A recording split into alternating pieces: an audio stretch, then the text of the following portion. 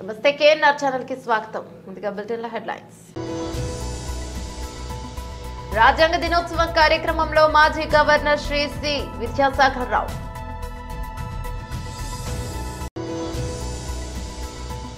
తెలంగాణ భవన్లో మీడియాతో మాట్లాడుతున్న బీఆర్ఎస్ వర్కింగ్ ప్రెసిడెంట్ కేటీఆర్.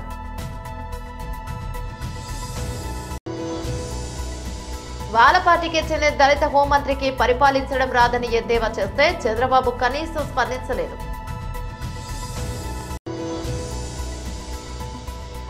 డెబ్బై 5వ రాజ్యాంగ దినోత్సవ వేడుకల్లో మంత్రి నారా లోకేష్ ప్రసంగం.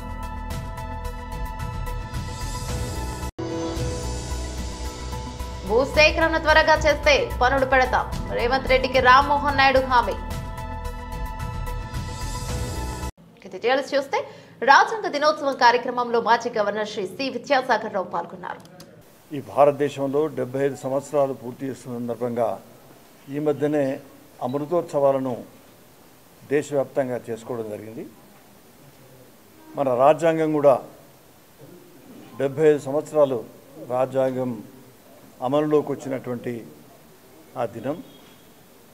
దీన్ని కూడా మొత్తం భారతదేశ వ్యాప్తంగా చాలా ఉత్సాహంగా చేసుకోవడం జరుగుతుంది. మన భారత రాజ్యాంగం అనేది దీని ఆధారంగా విజయవంతంగా భారతదేశంలో ప్రజాస్వామ్యం పరిడవిల్లుతుందని ప్రపంచవ్యాప్తంగా అన్ని దేశాలు శ్లాఘిస్తున్నాయి. మన రాజ్యాంగం భారతదేశంలో ఉన్న పౌరులందరికీ కూడా ఏ వర్గమైనా కూడా వాళ్ళందరికీ సమాన్యాయం చేకూర్చడానికి కోసం ఈ రాజ్యాంగాన్ని అందరూ ఉపయోగించుకుంటున్నారు, అందరూ గౌరవిస్తున్నారు. ప్రపంచంలోనే అతిపెద్ద రాజ్యాంగం అనేది. ఈ రాజ్యాంగానికి ఎన్నో సవరణలు చేసుకున్నామంటే ప్రజల అవసరాలకు అనుగుణంగా రాజ్యాంగాన్ని సవరించుకునేటువంటి పరిస్థితి వచ్చింది కాబట్టి సవరించుకోవడం తప్పనిసరి. ఈ రాజ్యాంగాన్ని ఆధారంగా మనం ముందుకు పోతున్నాం. భారతదేశంలో అతిపెద్ద రాజ్యాంగమే కాకుండా ఈనాడు భారతదేశంలో అత్యధిక జనాభా ఉన్న దేశంగా ఉంది. భారతదేశంలో అత్యధిక యువశక్తి ఉన్నటువంటి దేశంగా కూడా ఉంది. మన ప్రధాని నరేంద్ర మోడీ గారి నేతృత్వంలో నాకు బాగా జ్ఞాపకం, వారు వచ్చిన తర్వాత ప్రధానమంత్రి అయిన తర్వాత మహారాష్ట్రలో స్కిల్ డెవలప్మెంట్కి సంబంధించి ఒక ఉత్సాహభరితమైనటువంటి కార్యక్రమం, మారుమూల ప్రాంతాల వరకు కూడా ఆ స్కిల్ డెవలప్మెంట్ కార్యక్రమం చేరే విధంగా ప్రణాళికను సిద్ధం చేయడం జరిగింది. అత్యధిక జనాభాతో పాటు అత్యధిక యువకులు ఉన్నటువంటి దేశం, యువత ఉన్నటువంటి దేశం కూడా ఈ భారతదేశమే. ఈ భారతదేశ యువత భుజస్కంధాల్లో నిక్షిప్తంగా దాగి ఉన్నటువంటి శ్రమశక్తిని బయటికి తీయడానికి కోసం మనం ఈ నైపుణ్య కేంద్రాలను ప్రారంభించాలి. ఆ దిశలో మనం ముందుకు పోతున్నాం. దీని తర్వాత యావత్ ప్రపంచంలోనే ఒక అజేయశక్తిగా భారతదేశం ఆవిర్భవించబోతుందన్నటువంటి నమ్మకం అందరిలో ఉంది. కాబట్టి ఆ దిశలో మనం ముందుకు పోతున్నాం. దానికి భారత రాజ్యాంగబద్ధంగా ఇటువంటి కార్యక్రమాలు మనం తీసుకోవడానికి కోసం సన్నద్ధమైంది ఈ దేశం. అందుకోసం ముఖ్యంగా భారతదేశ ప్రజాస్వామిక వ్యవస్థను రక్షించుకోవడానికి, మౌలిక జీవన విలువలను ముందు తీసుకుపోవడానికి కోసం మన రాజ్యాంగం దినం క్షణం మనకు దాని గైడెన్స్ ఇస్తుంది. సత్యమే జయతే అని అందుకోసం మనం పెట్టుకోవడం జరిగింది. మన రాజ్యాంగంలో ఉన్నటువంటి ఏదైతే చక్రం ఉందో, అశోకుని సారనాథ్ నుంచి తీసుకున్నటువంటి ఆ చక్రం, అందులో 24 స్పోక్స్ ఉంటాయి, దళాలంటాం దాన్ని. తెలంగాణ భవన్లో మీడియాతో మాట్లాడుతున్న బీఆర్ఎస్ వర్కింగ్ ప్రెసిడెంట్ కేటీఆర్. నిన్న 20 రోజులు పోరాటం చేసి చివరికి వెంటిలేటర్ మీదకి పోయి అక్కడ కూడా మృత్యువుతో పోరాడి చనిపోయిన పాప, వాంకిడి గ్రామానికి సంబంధించిన పాప శైలజ గారికి, వారితో పాటు ఇప్పటి వరకు కాంగ్రెస్ ప్రభుత్వం వచ్చిన తర్వాత గురుకుల పాఠశాలల్లో మరణించిన 48 మంది పిల్లలకి వారి కుటుంబ సభ్యులకి ముఖ్యంగా మా పార్టీ తరపున ప్రగాఢమైన సానుభూతిని ప్రగాఢమైన సంతాపాన్ని తెలియజేస్తూ నిజంగా కూడా ఈ ప్రభుత్వం కనీసంగా పేద పిల్లలు ఎవరైతే తల్లిదండ్రులు ప్రభుత్వమే తల్లిదండ్రి చూసుకుంటుంది మా పిల్లల్ని అని చెప్పి భావించి గురుకుల పాఠశాలకు పంపిస్తారు ఆ గురుకుల పాఠశాలల్లో ఈరోజు 48 మంది పేద పిల్లల ప్రాణాలు కోల్పోవడానికి ఈ ప్రభుత్వం ఖచ్చితంగా కారణమైంది. ఇవి మామూలు మరణాలు కావు. ఇవి ఖచ్చితంగా ప్రభుత్వ నిర్లక్ష్యం వల్ల జరిగిన హత్యలుగానే మేము భావిస్తూ ఉన్నాం. ఇవి ప్రభుత్వమే చేసిన హత్యలుగా మేము భావిస్తూ ఉన్నాం. నాకు బాగా గుర్తుంది, నా నియోజకవర్గమైన సిరిసిల్లలో ఎల్లారెడ్డిపేట గ్రామానికి సంబంధించి ఒక బాబు ఇట్లాగే గురుకుల పాఠశాల కోరుట్లలో చనిపోతే నేను పోయి ఆ కుటుంబాన్ని ఆ తల్లిదండ్రిని పరామర్శించి వచ్చిన.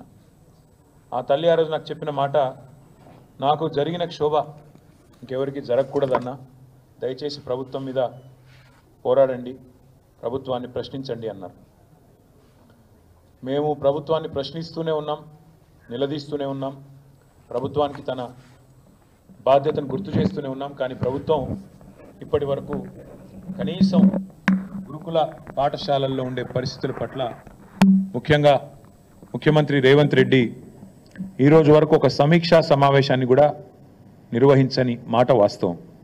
అందుకే ఆ 48 మంది పిల్లలు ఎవరైతున్నారో వారి మృతికి ఖచ్చితంగా ఈ రాష్ట్ర ప్రభుత్వమే బాధ్యత తీసుకోవాలి.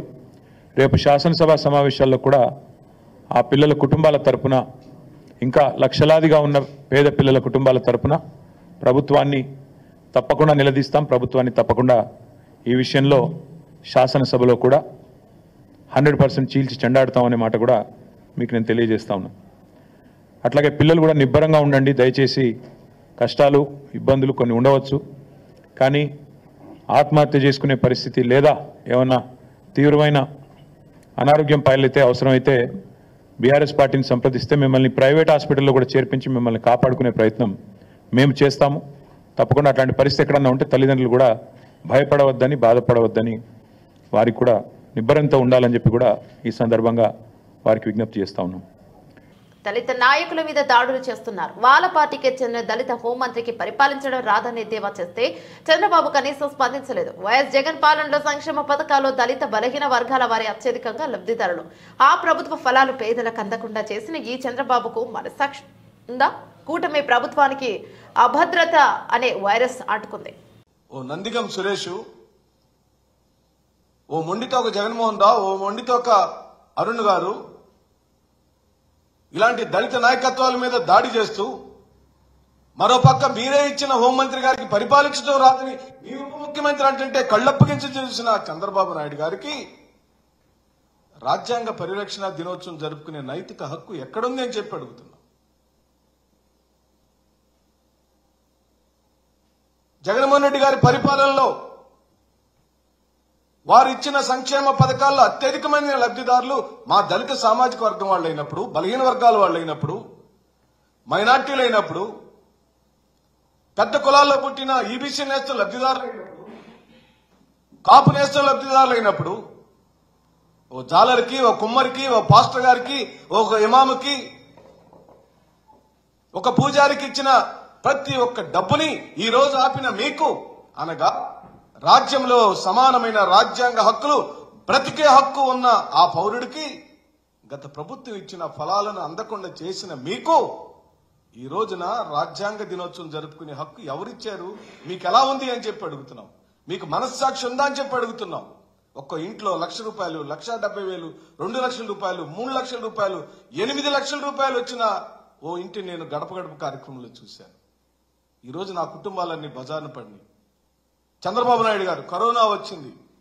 కరోనా వచ్చినా కూడా ఆంధ్ర రాష్ట్రంలోని మారుమూల ప్రాంతాల్లో కొనుగోలు శక్తి, రాష్ట్ర ప్రజల యొక్క కొనుగోలు శక్తి ఎక్కడా తగ్గలేదు. ఎందుకో తెలుసా అండి? ఆ ప్రజలకు డిపిటి సిస్టమ్ ద్వారా ఇంట్లో వెలువలాడుతున్నప్పుడు కూడా ఈ ప్రభుత్వం బటన్ నొక్కి డబ్బులు వేస్తే వాళ్ళ కొనుగోలు శక్తి నిరంతరం కొనుగోలు చేస్తూనే వచ్చారు. అందుకే జీడిపి గ్రోత్ ఎప్పుడు కూడా తగ్గకుండా వచ్చింది. అవే కాదు, చిన్న బిడ్డలను అత్యాచారాలు చేస్తే,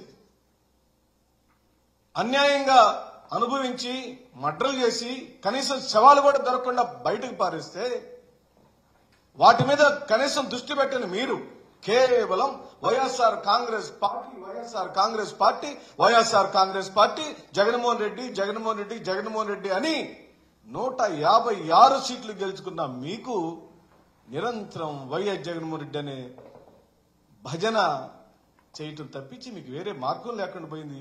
అదే వైఎస్ జగన్మోహన్ రెడ్డి గారు సాధించిన నైతిక విజయం ఈ రాష్ట్రంలో. ఇలాంటి అకృత్యాలు చేసిన మీకు ఏ విధంగా రాజ్యాంగ దినోత్సవం జరుపుకునే హక్కు ఉంది? అక్రమ కేసులు బనాయించి పోలీస్ స్టేషన్లో ఎఫ్ఐఆర్ కాపీ ఇవ్వమని అడిగితే ఇచ్చే నాదుడు లేడు, పట్టించుకునే నాదుడు లేడు.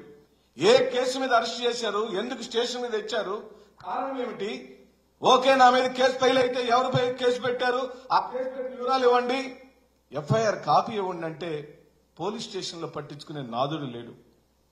ఇది కేవలం వైఎస్ జగన్మోహన్ రెడ్డి గారి ద్వారా కలిగిన భయంతో చంద్రబాబు నాయుడు గారికి వారి కూటమి ప్రభుత్వానికి ఓ అభద్రత వైరస్ పట్టుకుంది. తొలి 5 నెలల్లోనే పట్టుకుంది.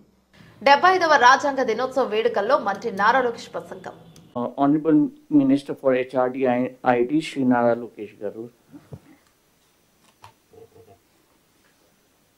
గౌరవ ముఖ్యమంత్రి వర్యులు చంద్రబాబు నాయుడు గారికి, సహచార మంత్రులు, అధికారులందరికీ నా హృదయపూర్వక నమస్కారాలు. 75వ రాజ్యాంగ దినోత్సవ శుభాకాంక్షలు. ఎంతోమంది త్యాగాల ఫలితం స్వాతంత్రం. కానీ ప్రజలకి నిజమైన స్వాతంత్రం వచ్చింది మాత్రం నవంబర్ 26, 1950లో. రాజ్యాంగం అమలైన తర్వాతనే అందరూ సమానం అనే భావన వచ్చింది, మాట్లాడే హక్కు వచ్చింది, ప్రశ్నించే ధైర్యం వచ్చింది. స్వేచ్ఛ, సమానత్వం, సోదర భావం అందరికీ అందించారు. మనతో పాటు అనేక దేశాలకి స్వాతంత్రం వచ్చింది. కానీ ఈరోజు మనం చూస్తే వాళ్ళందరూ ఒక సంక్షోభంలో ఉన్నారు. కానీ భారతదేశమే ఒక సూపర్ పవర్ ఎదిగింది. దానికి కారణం మన రాజ్యాంగం. అనేక కులాలు, భాషలు, ప్రాంతాలు ఎన్నో సంక్షోభాలు ఎదుర్కొన్న ఈరోజు మనందరం ఒకే దేశంగా నిలబడ్డామంటే దాని గొప్పతనం మన రాజ్యాంగం. ఈ సందర్భంగా రాజ్యాంగం రూపకర్తను మనం స్మరించుకోవాల్సిన అవసరం ఉంది. రాజ్యాంగం కమిటీ అధ్యక్షుడిగా డాక్టర్ బిఆర్ అంబేద్కర్ గారు చేసిన కృషి ఒక చరిత్ర.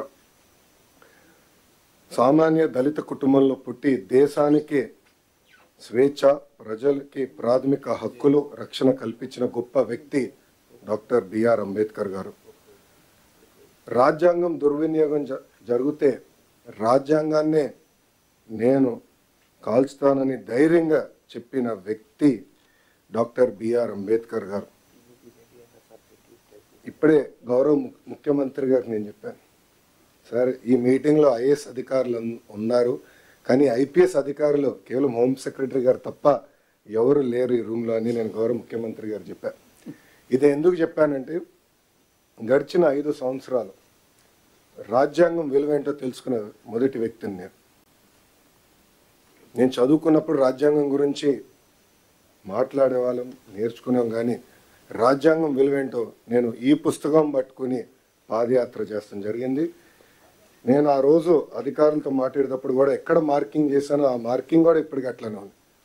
దీంట్లో మనం చూస్తే right to freedom, article 19, freedom of speech, freedom of expression ఏదైతే రాజ్యాంగం మనకు కల్పించిందో అది నేను పాదయాత్ర ప్రారంభిస్తాం కానివ్వండి, దాని ముందల గౌరవ ముఖ్యమంత్రి గారు ప్రతిపక్ష నేతగా ఉన్నప్పుడు అధికారులు అది సరిగా పాటించలేదు. అందుకే ప్రజలు ప్రజాస్వామ్యంలో తీర్పిచ్చారు. రాజ్యాంగాన్ని కాపాడాల్సిన బాధ్యత అధికారులందరిపైన ఉంది, ప్రజాప్రతినిధులపైన కూడా చాలా చాలా ఉంది. అందుకే సార్ దీంట్లో భాగంగా విద్యాశాఖలో మేము వచ్చే సంవత్సరం నుంచి బాలల భారత రాజ్యాంగం ఇవ్వాలని నిర్ణయం తీసుకుంటాం జరిగింది. దీంట్లో కాన్స్టిట్యూషన్లో ఉన్న అన్ని కాన్సెప్ట్స్ని సింప్లిఫై చేసి ఒక పిక్టోరియల్ ఫార్మాట్లో పిల్లలకి ఏజ్ అప్రోప్రియేట్కి ప్రధానంగా ప్రియాంబల్ అందిస్తూ ఫండమెంటల్ రైట్స్ ఏంటి, డ్యూటీ, స్ట్రక్చర్స్ ఆఫ్ గవర్నెన్స్ ఏంటి అనేది క్లియర్గా అందించాలని నిర్ణయం తీసుకున్నారు సార్. దాంట్లో భాగంగా భారతదేశానికి స్వాతంత్రం వచ్చిన కారకులైన మహాత్మా గాంధీ గారు, అంబేద్కర్ గారు, నెహ్రూ గారి గురించి కూడా దీంట్లో చాలా చెప్పాలని నిర్ణయించుకున్నాం. అంతేకాకుండా సివిక్ అవేర్నెస్ అనేది చాలా చాలా అవసరం. తెలంగాణలో భూసేకరణ ఎంత త్వరగా పూర్తయితే అంత త్వరగా ఎయిర్పోర్ట్ నిర్మాణ పనులు చేపడతామని సీఎం రేవంత్ రెడ్డికి కేంద్ర పౌర విమానయాన శాఖ మంత్రి రామ్మోహన్ నాయుడు హామీనిచ్చారు. జల్లి పర్యటనలో ఉన్న సీఎం ఈరోజు కేంద్ర మంత్రితో సమావేశమయ్యారు. సందర్భంగా రాష్ట్రంలోని విమానాశ్రయాల ఏర్పాటుకు అనుకూలమైన ప్రాంతాల గురించి కేంద్రం దృష్టికి తీసుకెళ్లారు. వరంగల్ విమానాశ్రయ పనులను సాధ్యమైనంత త్వరగా పూర్తి చేయాలని కోరారు. స్పందించిన కేంద్ర మంత్రి భూసేకరణ ఎంత వేగంగా చేపడితే అంత త్వరగా విమానాశ్రయ నిర్మాణం చేపడతామన్నారు. రాష్ట్రంలో భద్రాద్రి, కొత్తగూడెం, పెద్దపల్లి, ఆదిలాబాద్ ప్రాంతాల్లోనూ విమానాశ్రయ నిర్మాణాలు ఏర్పాటు చేయాలని సీఎం కోరారు. ఆయా ప్రాంతాల్లో విమానాశ్రయ నిర్మాణానికి ఉన్న అవకాశాలను పరిశీలిస్తామన్నారు. సీఎం రేవంత్ రెడ్డితో పలు విమానాశ్రయ నిర్మాణాలు స్థలాలపై చర్చించామని కేంద్ర మంత్రి రామ్మోహన్ నాయుడు వెల్లడించారు. ఇందులో ముఖ్యంగా వరంగల్ విమానాశ్రయం త్వరగా పూర్తి చేయాలని కోరినట్లు చెప్పారు. ఒక తెలుగువాడిగా తనకు అవకాశం ఉన్నందున ఏపీతో పాటు తెలంగాణను సరిసమానంగా చూస్తానని, ఎక్కడ విమానాశ్రయాలు అవసరమో చూస్తామన్నారు. రెండు రాష్ట్రాలను సమానంగా అభివృద్ధి చేస్తామన్నారు. తెలంగాణ అభివృద్ధిపై సీఎం రేవంత్ రెడ్డి కూడా చిత్తశుద్ధితో ఉన్నారన్నారు. తిరుమల తిరుపతి దేవస్థానం టీటీడీ చైర్మన్ గా బాధ్యతలను స్వీకరించిన బీఆర్ నాయుడు కీలక నేతలను కలుసుకున్నారు. ఇప్పటికే తెలంగాణ ముఖ్యమంత్రి Revanth Reddy, BRS working president కేటీఆర్లతో ఆయన మర్యాదపూర్వకంగా భేటీ అయ్యారు. తాజాగా మాజీ మంత్రి బీఆర్ఎస్ ఎమ్మెల్యే హరీష్ రావును ఆయన కలిశారు. హరీష్ రావు నివాసానికి వెళ్లిన బీఆర్ నాయకుడు ఆయన్ను మర్యాదపూర్వకంగా కలిశారు. ఈ సందర్భంగా నాయుడికి హరీష్ రావు పుష్పగుచ్చం అందించి శాల్వాతో సత్కరించారు. బీఆర్ నాయుడికి శుభాకాంక్షలు తెలిపారు. ఈ సందర్భంగా హరీష్ రావు మాట్లాడుతూ శ్రీవారికి సేవ చేసే భాగ్యం బీఆర్ నాయుడికి లభించడం అదృష్టమన్నారు. తెలంగాణ రాష్ట్ర ప్రజాప్రతినిధుల సిఫారసు లేఖలను పరిగణలోకి తీసుకోవాలని బీఆర్ నాయుడుని కోరారు. సిద్దిపేటలో టీటీడీ ఆలయ పనులను త్వరగా ప్రారంభించాలని విన్నవించారు. బీఆర్ నాయుడు మాట్లాడుతూ ఏపీ ముఖ్యమంత్రి చంద్రబాబుతో చర్చించి తెలంగాణ నేతల సిఫారసు లేఖలకు సానుకూల నిర్ణయం తీసుకుంటామని చెప్పారు. సిద్దిపేట, కరీంనగర్లలో టీటీడీ ఆలయ పనులపై బోర్డులో చర్చిస్తామని తెలిపారు. భారత రాష్ట్ర సమితి రంగారెడ్డి జిల్లా ముఖ్య కార్యకర్తల సమావేశం శంషాబాద్ జిల్లా పార్టీ కార్యాలయంలో జిల్లా అధ్యక్షుడు మంచిరెడ్డి కిషన్ రెడ్డి అధ్యక్షతన జరిగింది. పరిశీలకులు మాజీ హోంమంత్రి మహమ్మద్ అలీ గారు, మాజీ విద్యాశాఖ మంత్రి ఎమ్మెల్యే సబితాంద్రారెడ్డి ముఖ్య అతిథులుగా పాల్గొన్నారు. మాజీ శాసనసభ్యులు జైస్వాల్ యాదవ్ గారు, జైపాల్ యాదవ్, అంజయ్ యాదవ్, యువ నాయకులు పట్లుల కార్తిక్ రెడ్డి, జిల్లా గ్రంథాలయ మాజీ చైర్మన్ సత్తు వెంకటరమణారెడ్డి, జిల్లా రైతు బంధు మాజీ అధ్యక్షులు వంగిటి లక్ష్మారెడ్డి, మైనార్టీ అధ్యక్షుడు మహమ్మద్ లింకింగ్ గారు, దీపావలేష్ మరియు చిలకమర్రి నరసింహ, దేశమూల ఆంజనేయులు, సాయిబాబా గారు పెద్ద సంఖ్యలో అన్ని నియోజకవర్గాల నాయకులు పాల్గొన్నారు. రాష్ట్ర వ్యాప్తంగా ప్రతి జిల్లాలో కూడా జిల్లాలో టీఆర్ఎస్ పార్టీ చేపట్టబోయే దీక్షా దివాస్ సన్నాహక సమావేశాలు ఏర్పాటు చేయడం జరిగింది. రంగారెడ్డి జిల్లాలో వచ్చిన వాళ్ళందరూ కూడా నమస్కారం తెలియజేస్తున్నాం. పెద్ద ఎత్తున తరలి వచ్చిన ప్రతి నాయకుడికి కూడా ప్రత్యేకంగా ధన్యవాదాలు. ఎందుకంటే సంవత్సరం లోపల తెలంగాణ రాష్ట్రం ఎట్లాగమైందనేది ప్రతి ఒక్కరిలో ఆవేదన. కానీ ఆ తెలంగాణ రాష్ట్రం రావడానికి కేసీఆర్ గారు ఏ విధంగా ఉద్యమించారు, లేదా ఏ విధంగా ఓవర్టేక్ చేశారు, అందరినీ ఏకదాటిని ఏ విధంగా తీసుకొచ్చారు, సమాజం మొత్తం కూడా తెలంగాణ కావాలి అని ఒక రకంగా తీసుకొచ్చారంటే దాని వెనకాల ఎవరు అవునన్నా కాదన్నా ఎవరైతే విమర్శ చేసినా కేసీఆర్ గారి కృషి మాత్రమే ఉంది. 2001లో ఉద్యమాన్ని స్టార్ట్ చేసిన తర్వాత 2009లో నవంబర్ 29 రోజు దీక్ష చేసుకోవడం జరిగింది, దీక్ష చేయడం జరిగింది. ఆ రోజు దీక్ష చేస్తున్న సందర్భంలో, అంటే నిరంతర దీక్ష చేస్తున్న సందర్భంలో తెలంగాణ వచ్చులో కేసీఆర్ చచ్చుడని ఒక నినాదం తీసుకుంటుంది. ఆ నినాదంతో నిజంగా అన్ని రాజకీయ పార్టీలు కూడా దిగొచ్చింది.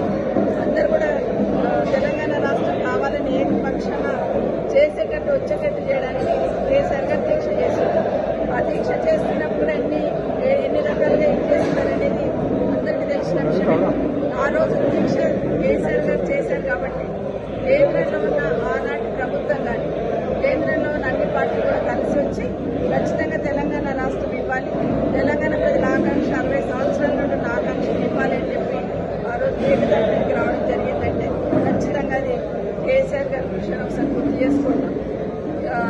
29వ రోజు ప్రతి కార్యకర్త, ప్రతి ఉద్యమకారుడు, ప్రతి తెలంగాణ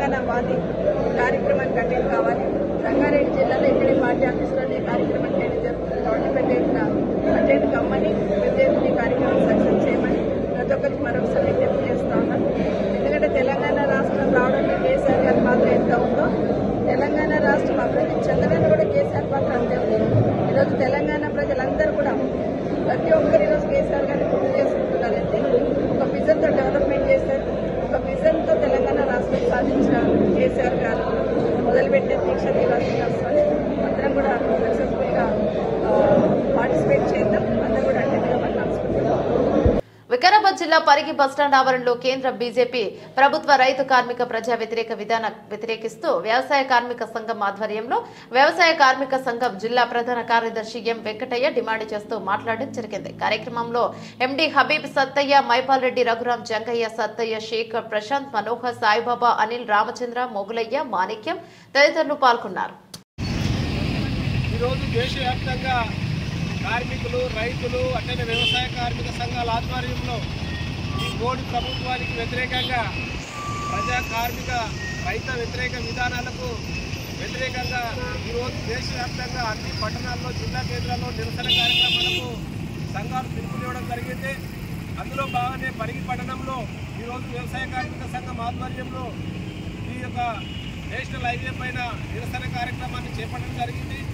ఈరోజు మోడీ అధికారంలోకి వచ్చిన తర్వాత గత 10 సంవత్సరాలు మళ్ళీ మూడో దఫగా వచ్చిన తర్వాత ఈరోజు మొత్తం కూడా దేశవ్యాప్తంగా రైతాంగానికి వ్యతిరేక విధానాలు, కార్మిక వ్యతిరేక విధానాలు, అట్లనే ప్రజా వ్యతిరేక విధానాలు అవలంబించి ఈ దేశం యొక్క ఆర్థిక విధానాలను మొత్తం కూడా ఆర్థిక వ్యవస్థను దెబ్బతీస్తున్నటువంటి పరిస్థితి ఉంది. అందువరకే ఈ యొక్క మోడీ ఆర్థిక విధానాలు కానీ ప్రజా వ్యతిరేక విధానాలను వెంటనే మార్చుకోవాలనేది ఈరోజు వ్యవసాయ కార్మిక సంఘంగా కేంద్ర ప్రభుత్వాన్ని ఇలా హెచ్చరిస్తున్నాము. ఈరోజు ధరలు చూసినట్లయితే నిత్యావసర ధరలు ఇలా 200% ఈ మోడీ ప్రభుత్వం పెంచినటువంటి పరిస్థితి ఉంది. అదే రకంగా రైతులకు సంబంధించి గిట్టుబాటు ధర ఏదైతే రైతు పండించడానికి ఖర్చు అవుతుందో దానికి 50% కలిపి ఇప్పటికే గిట్టుబాటు ధర నిర్ణయించాలని రంగనాథ్ సిఫారసు కానీ అనేకమైనటువంటి కంపెనీలు ఈ యొక్క ప్రభుత్వానికి సిఫారసు చేసి ఆ రకమైనటువంటి సూచనలు ఇచ్చిన మోడీ ప్రభుత్వం మాత్రం ఇప్పటికీ ఆ రకమైనటువంటి చర్యలు తీసుకోకపోవడంలో పూర్తిగా విఫలమయ్యాడు. ఈ యొక్క మోడీ అనేటైనా రైతులకు వ్యతిరేకము, కార్మికులకు వ్యతిరేకము, కనీస వేతనం పెరిగిన ధరలకు అనుగుణంగా 26,000 రూపాయలు చేయాలన్నా ఇప్పటికీ ఆ రకమైనటువంటి చర్యలు తీసుకోవడం లేదు. అదే రకంగా కనీస కార్మికులకు ఈఎస్ఐ కానీ, పిఎఫ్ కానీ, పనిచేసే ప్రదేశంలో ఉద్యోగ భద్రత కానీ, అట్లనే ఈ యొక్క 42 చట్టాలను ఇలా కుదించి 4 కోట్లుగా ఇలా మోడీ అనేది కార్పొరేటర్లకు అనుకూలంగా ఇలా ప్రయత్నము ఆ రకమైనటువంటి విధానాలు తీసుకొచ్చిండు. కాబట్టి ఉపాధి హామీ చట్టాన్ని పూర్తిగా నిర్వీర్యం చేసి ఈరోజు గ్రామీణ ప్రాంతంలో ప్రకృతి ఎరువు లేకుండా ఆ రకమైనటువంటి ఈరోజు కార్పొరేట్ విధానాలను ఈరోజు తీసుకొస్తున్నటువంటి పరిస్థితి ఉంది. అందుకొరకే ఈ విధానాలన్నింటితో తిరిగి కొట్టాలని ఈరోజు వ్యవసాయ కార్మిక సంఘం కానీ, సిఐటి కానీ, రైతు సంఘం కానీ కలిసి సంఘాలతో దేశవ్యాప్తంగా నిరసన కార్యక్రమాలకు పిలుపునివ్వడం జరిగింది. కాబట్టి అందులో భాగంగా ఇలా పరిగి పట్టణంలో ఈ రకమైనటువంటి నిరసన చేశాము. భవిష్యత్తులో ఖచ్చితంగా మోడీ ఆ రకమైనటువంటి ప్రజా అనుకూల విధానాలు తీసుకోకపోతే ఖచ్చితంగా గద్దె తిప్పి మోడీని ఇంటికి పంపించే విధంగా దేశవ్యాప్తంగా ఉన్నటువంటి రైతాంగం కానీ, కార్మికులు కానీ, ప్రజలు కూడా ఆలోచించి ఆ రకమైనటువంటి చర్యలు తీసుకోవాలనేది ఈ సందర్భంగా మోడీకి కానీ అదే రకంగా ప్రభుత్వాన్ని హెచ్చరించడం అని జరుగుతుంది. ఈ కార్యక్రమంలో మన వ్యవసాయ కార్మిక సంఘం నాయకులు, రైతులు, అట్లనే మన హబీబ్ గారు, మైపాల్ రెడ్డి గారు, అట్లనే సత్యన్న, రఘురాము, మిగతా వచ్చినటువంటి మనోజు, మిగతా రమేష్, అందరూ శేఖరు, అందరూ కూడా రామచంద్ర, అందరూ కూడా పేరు చేసిన అందరూ కూడా ధన్యవాదాలు తెలియజేస్తూ ముగిస్తున్నారు.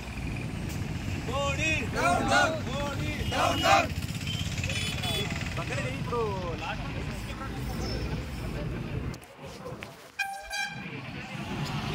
బులెటిన్ ముగించే ముందు హెడ్లైన్స్ మరోసారి. రాజ్యాంగ దినోత్సవం కార్యక్రమంలో మాజీ గవర్నర్ శ్రీ సి విద్యాసాగర్ రావు.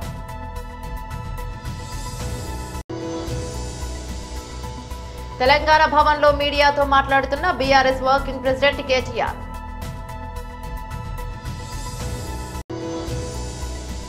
వాళ్ళ పార్టీకి చెందిన దళిత హోంమంత్రికి పరిపాలించడం రాదని ఎద్దేవా చేస్తే చంద్రబాబు కనీసం స్పందించలేదు.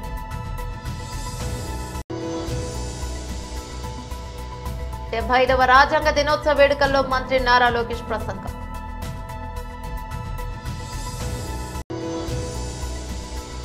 భూసేకరణ త్వరగా చేస్తే పనులు పెడతాం, రేవంత్ రెడ్డికి రామ్మోహన్ నాయుడు హామీ. ఇవి బులెటిన్లోని అప్డేట్స్. మరో బులెటిన్ మళ్ళీ కలుసుకుందాం. అంతవరకు సెలవు. నమస్తే.